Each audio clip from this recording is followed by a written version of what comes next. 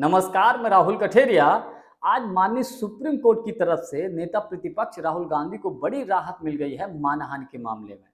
लेकिन गोदी मीडिया के लोग इस खबर को ऐसे चला रहे हैं कि साहब राहुल गांधी को कड़ी फटकार लगाई सुप्रीम कोर्ट ने, राहुल गांधी को दी सख्त चेतावनी सुप्रीम कोर्ट ने। इस तरीके की खबरें चला रहे हैं, लेकिन ये नहीं चला रहे हैं कि सुप्रीम कोर्ट की तरफ से राहुल गांधी को राहत भी तो मिल गई है। मामला ये है कि जब भारत जोड़ो यात्रा निकल रही थी तो उसी दौरान राहुल गांधी ने एक बयान दिया था और ये कहा था कि चीन ने हमारे देश की 2000 वर्ग किलोमीटर जमीन पर कब्जा कर लिया है। ये बयान दिया था। इस बयान को लेकर राहुल गांधी के ऊपर मुकदमा हो जाता है। राहुल गांधी निचली अदालतों में जाते हैं, लेकिन निचली अदालतों से राहुल गांधी को राहत नहीं मिलती है। फिर ये मामला माननीय सुप्रीम कोर्ट में आता है। तो सुप्रीम कोर्ट में आज इसकी सुनवाई हुई और सुप्रीम कोर्ट से राहुल गांधी को राहत भी मिल गई। लेकिन सुप्रीम कोर्ट के जज साहब दीपांकर दत्ता साहब ने उन्होंने राहुल गांधी को के ऊपर सख्त टिप्पणी की है। और सख्त टिप्पणी क्या की है वो आप जरा सुन लीजिएगा।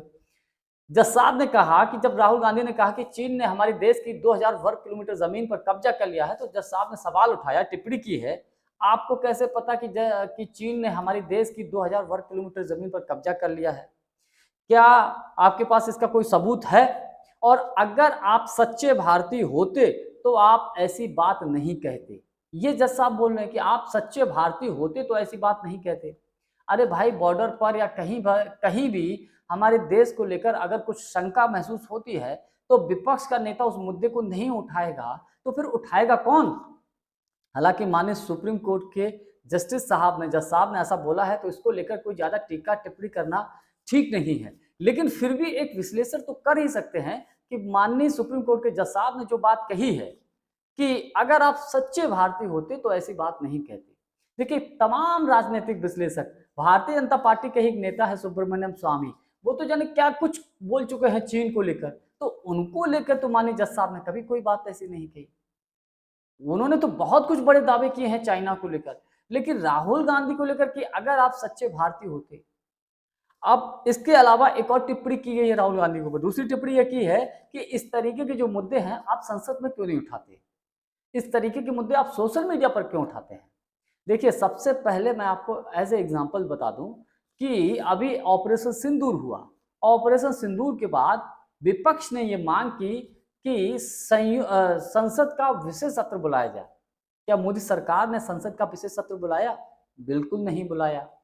उसके बाद विपक्ष ने यह भी मांग की थी कि एक संयुक्त बैठक हो जिसमें सत्ता पक्ष और विपक्ष के दोनों तरफ के नेता हों और प्रधानमंत्री मोदी जी भी हों। मोदी जी की मौजूदगी में, यानी कि मोदी जी की अध्यक्षता में एक बैठक होनी चाहिए। बैठक तो हुई, लेकिन प्रधानमंत्री मोदी जी उस बैठक में शामिल नहीं हुए और मोदी जी तो चले गए बिहार में वोट मांगने के लिए। बड़ी बात ये देखिए। अब ये तो दो एग्जाम्पल हो गए। तीसरी बात, संसद का जो सत्र चलता है, जो रेगुलर सत्र चलता है, मैं उसकी बात करता हूँ। देश के तमाम ऐसे मुद्दे होते हैं, सांसदों के अपने अपने क्षेत्र के मुद्दे होते हैं, उन्हीं मुद्दों पर तमाम चर्चाएं होती हैं। अभी हाल ही का मुद्दा देख लीजिए, ऑपरेशन सिंदूर को लेकर विपक्ष को बड़ी मुश्किल से तो चर्चा करने का मौका मिला। अब विपक्ष एसआईआर के मुद्दे को लेकर चर्चा कराने की बात कर रहा है कि चर्चा इस पर होनी चाहिए, लेकिन मोदी सरकार एसआईआर के मुद्दे पर चर्चा कराने के लिए बिल्कुल तैयार नहीं है, क्योंकि इस मुद्दे पर फंस जाएगी। तो सरकार जिन मुद्दों पर फंसती है उन मुद्दों पर तो चर्चा कराती ही नहीं है। तो राहुल गांधी संसद में कितना बोलेंगे भाई? अगर बोलेंगे भी तो एक लिमिट होगी।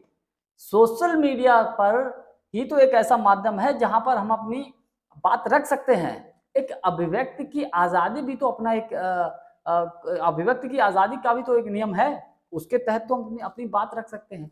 राहुल गांधी ने जो बयान दिया है, भारतीय जनता पार्टी के लोग, तमाम लोग ये बोल रहे हैं कि साहब इससे सेना का अपमान। कहाँ सेना का अपमान हुआ?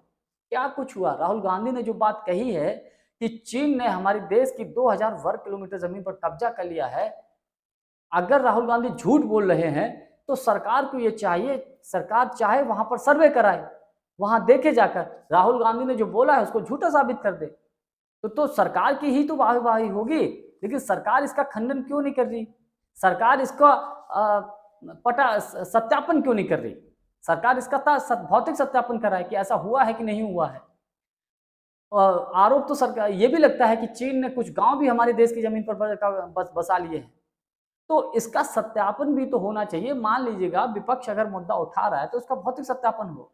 खैर, माननीय सुप्रीम कोर्ट के जज साहब को लेकर मैं कुछ टीका टिप्पणी नहीं कर रहा हूं, लेकिन इस बात को लेकर गंभीर चर्चा तो जरूर होनी चाहिए।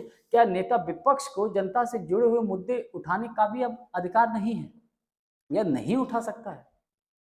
जानकारी हमारी आपको कैसी लगी कमेंट्स करके हमको जरूर बताइएगा। बहुत बहुत धन्यवाद। नमस्कार।